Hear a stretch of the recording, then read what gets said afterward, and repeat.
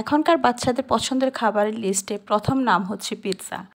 আর আমার ছেলে মেয়ের তো পিৎজার কথা শুনলেই খুশিতে চোখ বড় বড় হয়ে যায়। আসসালামু আলাইকুম এভরিওয়ান, কেমন আছেন সবাই? আমি আল্লাহর রহমতে অনেক ভালো আছি।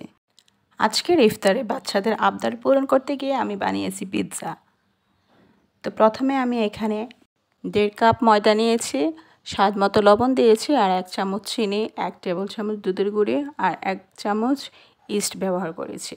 শুকনো উপকরণগুলো খুব ভালো করে মিশিয়ে তারপর এখানে দিয়ে দেব আমি হালকা কুসুম গরম পানি। তো পানি মিশিয়ে এখানে আমি একটা সফট ডো তৈরি করে রাখবো। ইফতারিতে ঠান্ডা পানি ঠান্ডা শরবত খেয়ে গলাটা আমার একদম বসে গেছে, কথা বের হচ্ছে না গলা দিয়ে। তারপরে ট্রাই করতেছি আপনাদের সাথে পিৎজার রেসিপিটা শেয়ার করার জন্য। তো এখানে আমি একটা সুন্দর ডো তৈরি করে রেখে দেব 1 ঘন্টার জন্য রেস্টে।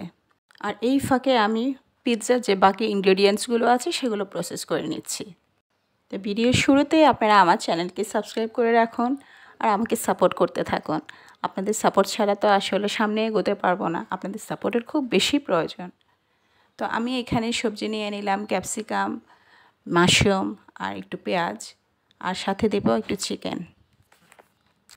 সবজিগুলো সুন্দর করে কেটে নিয়েছি। এখন চিজটা আমি গ্রেট করে নিচ্ছি। আমি চিজটা গ্রেট করতে করতে মেয়েকে বললাম, তুই আমাকে একটু পিৎজা সস বানিয়ে দে।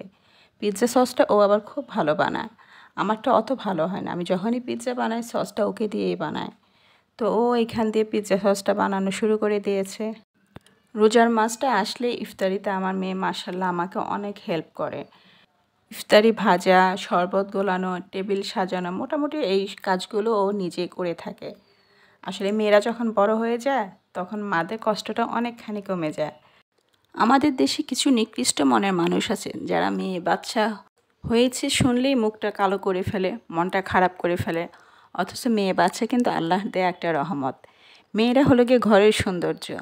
আপনাদের সাথে আমি আমার এক খালাতো বোনের গল্প শেয়ার করছি। আমার ওই আপার 3টা ছেলে। তো উনি একদিন আমাকে বলল, যার ঘরে মেয়ে নাই তার মতো দুর্ভাগা আর কেউ নাই, মেয়ে সৌভাগ্যবানদের ঘরে হয়। তো কথাটা শুনে আমার এত ভালো লাগলো, কারণ ওনার অনেক মন খারাপ, ওনাকে আল্লাহ একটা মেয়ে দেয় নাই। কিন্তু ছেলেও আল্লাহর দেওয়া, মেয়েও আল্লাহর দেওয়া। দুজনকে আমাদের সমানভাবে ভালোবাসতে হবে, কদর করতে হবে। মেয়ে যেমন প্রয়োজন ছেলেরও প্রয়োজন। কিন্তু যদি আল্লাহ আমাকে ছেলে না দেয়, শুধু মেয়ে দেয়, সেক্ষেত্রে তো আমার কিছু করার নাই। আল্লাহর দেওয়া জিনিসটাকে আমার খুশি মনে মেনে নিতে হবে। কিন্তু আমরা মানুষরা আসলে এই জিনিসটা বুঝতেই চাই না। আমাদের হাতে তো কোনো কিছু নাই, সব কিছু তো আল্লাহ পাকের ইচ্ছাতেই হয়। তো আমার পিৎজা প্রসেসিং পুরোটাই শেষ। এখন আমি এটাকে পিৎজা প্যানে দিয়ে চুলায় বসিয়ে দেব। আর আজকে আমি পিৎজাটা চুলায় বানাবো। আমি এখানে 2টা পিৎজা বানানোর জন্য ডো তৈরি করেছি, কিন্তু এখন দেখলাম যে আমার ডোটাও একটু কম হয়ে গিয়েছে আর আমার হাতে সময়ও কম। তো সেজন্য আমি একটা পিৎজা বানাচ্ছি, আর বাকি যে ডোটা ছিল ওটা দিয়ে আমার মেয়ে আবার ওই চিকেন আর সবজি ঢুকিয়ে একটা সুন্দর নাস্তা তৈরি করে নিয়েছে। একটা সময় ছিল মানুষ শুধু দোকানে গিয়েই পিৎজা খেত। এখন মোটামুটি সবাই পিৎজা বানাতে পারে, ইভেন বাচ্চারাও এখন পিৎজা বানাতে পারে। তো চাইলেই যে কোনো সময় আপনি ঘরে বসেই পিৎজা তৈরি করে নিতে পারেন। খুব বেশি কিছু কিন্তু লাগে না, শুধু হাতের কাছে চিজটা থাকলে হয়। কারণ চিজই হলো গিয়ে পিৎজার মেইন উপকরণ। আমি ঘরে যতই পিৎজা বানিয়ে খাই না কেন, দোকান থেকেও খেতে আমার ভালো লাগে। দোকানের টেস্ট একরকম, ঘরের টেস্ট একরকম। আর আমরা বাইরে খাবারটাও খেতে ভীষণ পছন্দ করি। আমরা যখনই বাইরে বের হই তখনই আমরা কিছু না কিছু খেয়ে আসি। আর বাইরে গিয়ে কিন্তু আমরা ভাত তরকারি খাই না, আমরা সাধারণত ফাস্টফুড খেয়ে থাকি। আর ফাস্টফুড খাবারটা কিন্তু ঘরে রেগুলার রান্না হয় না, মাঝে মধ্যে হয়তো বা শখের বসে আমরা ওগুলো বানিয়ে থাকি। অনেক মানুষ আছে কেন যেন বাইরে একদম খেতে পছন্দ করে না। দোকানের খাবার অস্বাস্থ্যকর, বাসায় সব কিছু বানিয়ে খেতে হবে। যাই হোক, এটা আসলে যার যার রুচি। আমাদের কিন্তু বাসায় বাইরে 2 জায়গায় খেতে ভালো লাগে। যখন বাসায় বানানোর ইচ্ছে হয় তখন বাসায় বানিয়ে নেই, আর এখন ইচ্ছে হচ্ছে না তখন কিনে খাই কিংবা বাইরে গিয়ে খাই।